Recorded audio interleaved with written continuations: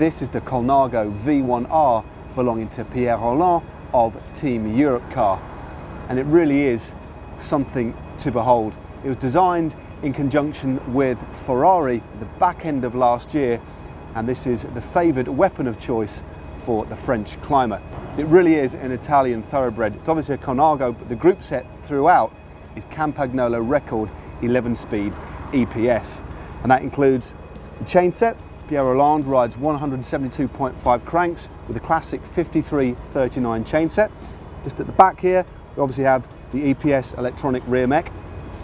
Levers, both obviously Campagnolo EPS2, as is the front mech.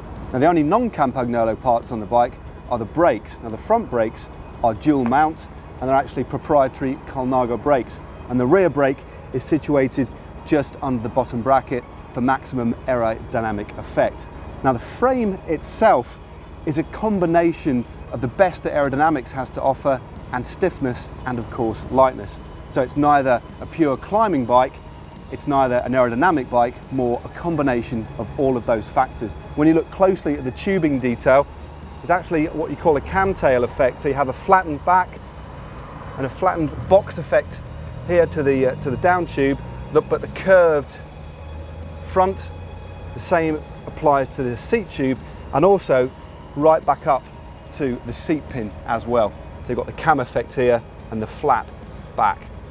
In terms of the aesthetics, this is a limited edition frame produced specifically for this year's Tour de France, hence the nice yellow detailing. Just lovely little touches there, a nod to the Tour de France. Now at the sharp end of the bike, we've got the Deda fully integral bars and stem, and I must admit, it does kind of fit in with the whole Italian design aesthetic, flowing, curvy, almost organic look to the front of the bike, and still remaining remarkably traditional. In fact, the only non-Italian piece on this bike, apart from Pierre Rolland, who we sat on it, of course, is the French look pedals.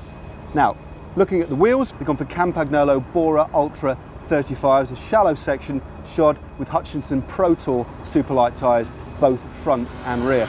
Now, quite interestingly on this bike, although it has Campagnolo EPS, whereas a few teams opt for the mechanical option, there's no power meter at all. So we have a Sigma computer just up front, but all that measures is cadence, speed, and time, etc. So many of the Europcar riders not opting for power meters on their bikes, which I think is quite interesting.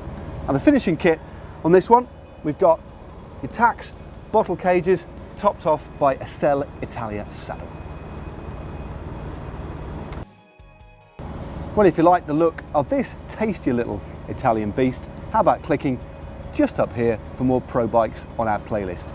And for the GCN show, how about clicking just down here?